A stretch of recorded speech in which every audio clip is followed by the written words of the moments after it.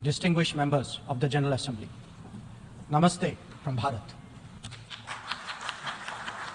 Let me begin by expressing our felicitations to the President of the General Assembly, His Excellency Denis Francis, and our fullest support to the 78th UNGA's theme of rebuilding trust and reigniting global solidarity.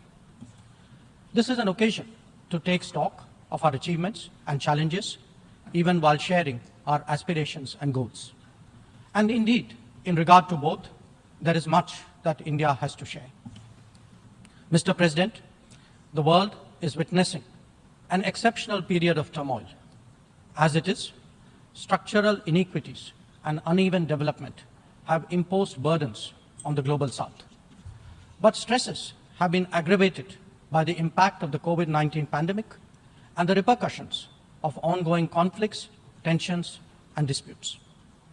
As a result, socio-economic gains of recent years have been rolled back, resources for sustainable development are severely challenged, and many countries really struggle to make ends meet. Navigating the future appears even more daunting today.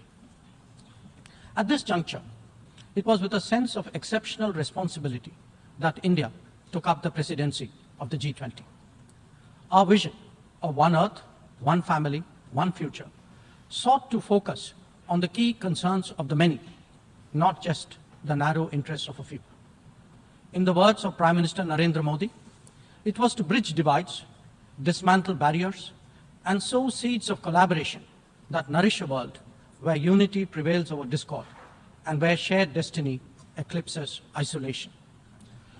The New Delhi G20 Leaders' Declaration articulates our collective ability to do so. Excellencies, friends, at a time when East-West polarization is so sharp and the North-South divide so deep, the New Delhi Summit also affirms that diplomacy and dialogue are the only effective solutions.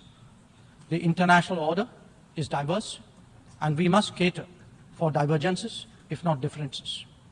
The days when a few nations set the agenda and expected others to fall in line are over. As the United Nations itself symbolizes, finding common ground is an imperative. To listen to others and to respect their viewpoints, this is not weakness, it is the basics of cooperation. Only then can collective efforts on global issues be successful. Recognizing that growth and development must focus on the most vulnerable, we began the G20 presidency by convening the Voice of the Global South Summit. This enabled us to hear directly from 125 nations and place their concerns on the G20 agenda. As a consequence, issues which deserve global attention got a fair hearing. More than that, the deliberations produce outcomes that have great significance for the international community. Mr. President, it was also noteworthy that at India's initiative, the African Union was admitted as a permanent member of the G20. By doing so, we gave voice to an entire continent which has long been its due. This significant step in reform should inspire the United Nations, a much older organization, to also make the Security Council contemporary. Broad representation is, after all, a prerequisite for both effectiveness and credibility. The outcomes of the New Delhi G20 summit will surely resonate for years ahead. Among them is an action plan for sustainable development goals, a crucial need of the day. Equally important are the high principles of lifestyle for environment, and the Green Development Pact, as they shape our approach to our planet's future. The transformative role of digital public infrastructure has also finally been recognized as the salience of women-led development in building an inclusive and progressive society. The reform of international financial institutions has been given due weight, as has the resolution of debt vulnerabilities. Friends, the New Delhi G20 outcomes are expressed both as larger policies and as specific initiatives. They could be about building cities for tomorrow, or fighting corruption, eliminating hunger, or delivering quality education, ending plastic pollution, or preserving the ocean-based economy. or for that matter, enhancing food security or even mapping global skills. Some address long-standing issues like gender divide and climate action. Others focus on new concerns such as responsible harnessing of artificial intelligence. All in all, we have placed for the world's consideration a set of actionable propositions, constructive solutions, and new directions. Even as we encourage collective endeavors, India also seeks to promote cooperation with diverse partners. From the era of non-alignment, we have now evolved to that of Vishwa Mitra, a friend to the world. This is reflected in our ability and willingness to engage with a broad range of nations, and where necessary, harmonize interests. It is visible in the rapid growth of the Quad, a mechanism today so relevant to the Indo-Pacific. It is equally apparent in the expansion of the BRICS grouping of independent-minded nations, or in fact, the emergence of the I2U2 combination. Recently, we hosted the creation of the India-Middle East-Europe Economic Corridor, IMEC. The forging of the Global Biofuels Alliance was another notable development. This willingness to work in an open-minded manner on specific domains is now a defining characteristic of the emerging multipolar order. Mr. President, all nations pursue their national interests. We, in India, have never seen that as being in contradiction with global good. When we aspire to be a leading power, this is not for self-aggrandizement, but to take on greater responsibility and make more contributions. The goals we have set for ourselves will make us different from all those whose rise preceded ours. India demonstrated this during the COVID through the Vaccine Maitri initiative. Our endeavors, like the International Solar Alliance and the Coalition for Disaster Resilient Infrastructure, have gathered wide support. Our espousing of the International Year of Millets is enhancing global food security today. We have built development partnerships with 78 nations across geographies. And we have also been first responder in disaster emergency situations. The people of Turkey saw that in February, as did those in Syria. Our commitment is understandably even greater closer home. When Sri Lanka experienced a severe economic crisis, it was India that first stepped forward. But even in distant regions, partners such as the Pacific Islands have appreciated our contributions to meet their needs in health, in technology, and in climate action. Mr. President, the most populous nation and the fifth largest economy in the world knows that its progress makes a real difference to the world. Especially so when so many nations identify with us for reasons of history, of geography, and of culture. They follow our experiences closely and evaluate our solutions for their larger relevance. Last week, the United Nations assessed progress towards achieving SDGs. The mood here reflected the struggle to overcome challenges, especially those of resource paucity. It is therefore vital at this midway that we expand our capacities and regain our confidence. As the largest contributor to meeting SDG targets, India's achievements should give heart to others on this journey.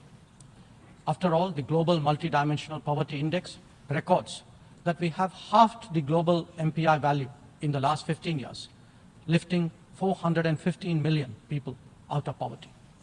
That progress has now moved on to a higher level with ambitious socio-economic initiatives covering financial inclusion, food and nutrition, health and water supply, as well as energy and housing. We are seeking to demonstrate that social welfare need not be the sole prerogative of the developed world. Excellencies, programs underway in India highlight the transformational role of digital delivery of public goods. It has facilitated scaling up, it has enhanced efficiency, and it has combated corruption. The national objective of leaving no one behind is forging ahead in so many dimensions.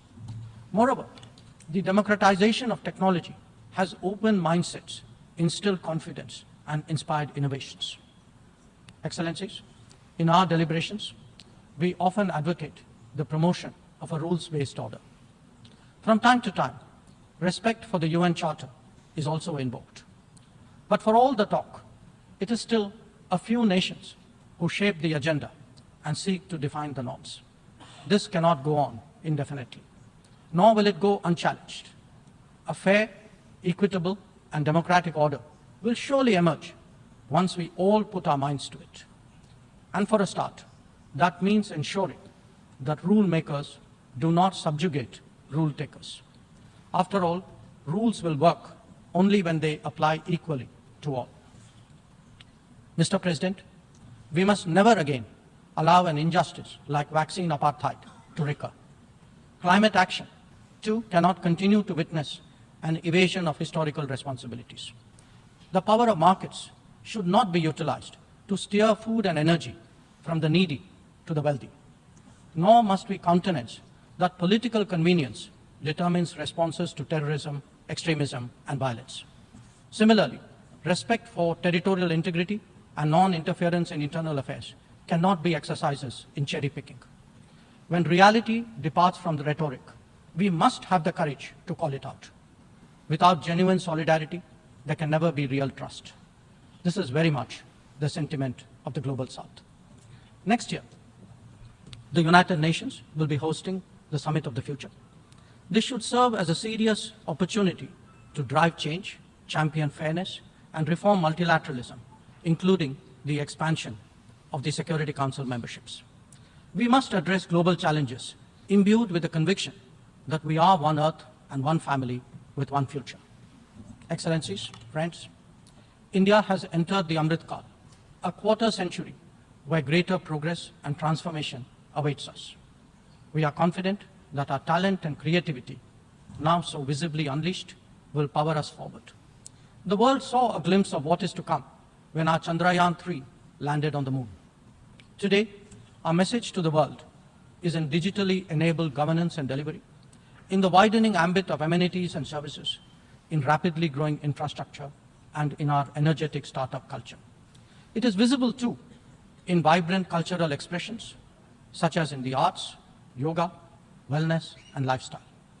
Our latest assertion is in a path-breaking legislation to reserve 1/3 of the seats for women in our legislatures.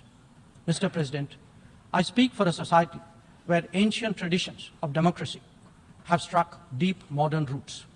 As a result, our thinking, approaches, and actions are now more grounded and authentic. As a civilizational polity that embraces modernity, we bring both tradition and technology equally confidently to the table. It is this fusion that today defines India, that is Bharat. I thank you, Mr. President. I thank the Minister of External Affairs of India.